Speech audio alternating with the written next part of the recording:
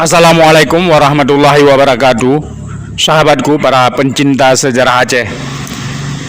Kali ini kita sedikit berkisah tentang cerita runtuhnya kerajaan Majapahit di Pulau Jawa disebabkan oleh meluasnya pengaruh Kesultanan Samudra Pasai. Majapahit yang konon dikatakan menguasai seluruh Nusantara akhirnya runtuh dan rontok di bawah pengaruh Kesultanan Samudra Pasai. Penyebab utama runtuhnya kerajaan Majapahit itu adalah meluasnya pengaruh Kesultanan Samudra Pasai di Pulau Jawa, di mana mubalik asal Kesultanan Sumatera telah merubah wajah pesisir utara Pulau Jawa itu secara perlahan-lahan. Kerajaan Majapahit yang bercorak agraris itu tersungkur oleh otoritas Muslim di Sumatera, yang pada masa itu kerajaan Samudra Pasai menguasai teknologi mutakhir dalam dunia kemaritiman di Kepulauan Melayu.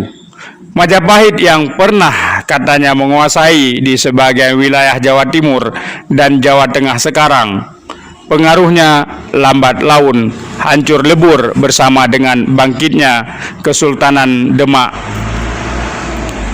Selanjutnya otoritas Muslim meluas ke wilayah-wilayah barat di Pulau Jawa.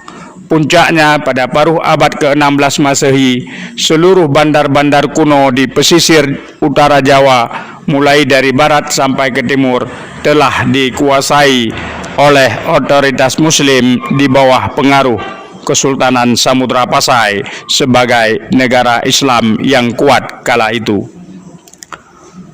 Tokoh Kesultanan Samudra Pasai yang terakhir dicatat dalam tinta emas sejarah di negeri-negeri Melayu atau Bilad Aljawi adalah Fathaillah, yang dikenal sebagai Wong Agung Pasai. Karenanya ia telah berhasil menghancurkan Portugis di Sunda Kelapa. Kelak buah manis dari jihadnya di Sunda Kelapa, wilayah kemenangannya dikekalkan dengan nama kota monumental Jayakarta, yang artinya kota kemenangan, yang sampai kini menjadi pusat pemerintahan negeri Muslim terbesar di dunia, yaitu Jakarta yang kita kenal sekarang ini. Ada makam-makam tokoh Kesultanan Sumatera di Gresik yang bergelar Malik Ibrahim. Dari inskripsinya, beliau disebut syahid pada hari Senin tanggal 12 Rabiul Awal tahun 822 Hijriah atau tahun 1419. Maulana Malik Ibrahim, beliau mengabdi pada masa Sultan Zainal Abidin bin Sultan Ahmad, yang juga pada masa Al-Malikah Al-Muazzamah Nahri Shah binti Sultan Zainal Abidin.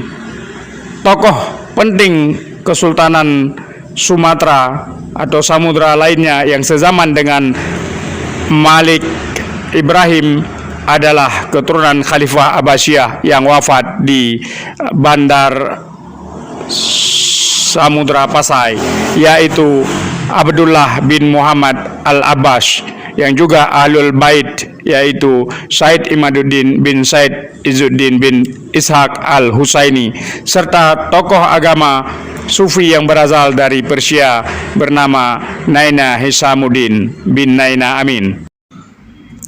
Monumen makam Malik Ibrahim maupun monumen makam tokoh-tokoh sejaman keseluruhannya terbuat dari pualam yang dicirikan sebagai nisan tipologi Cambai, Gujarat, dan ada beberapa tokoh lagi sejaman yang tidak disebutkan yang dimakamkan juga berasal dari Cambai, Gujarat. Pada periode inilah Kesultanan Samudra Pasai mencapai puncak kegemilangannya. Tak kurang dari 15 makam yang dijumpai yang dipesan langsung dari Gujarat oleh otoritas Kesultanan Samudra Pasai untuk tokoh-tokoh pentingnya. Ke-12 makam berada di Samudra Pasai, sedangkan 3 lainnya dikirim ke Gresik untuk menghormati tokoh Kesultanan Sumatera yang berdakwah dan wafat di sana. Salah satunya adalah makam Maulana Malik Ibrahim, dan tokoh inilah yang kemudian mengislamkan Nusantara dan merontokkan Majapahit dari pengaruh-pengaruh agama sebelumnya.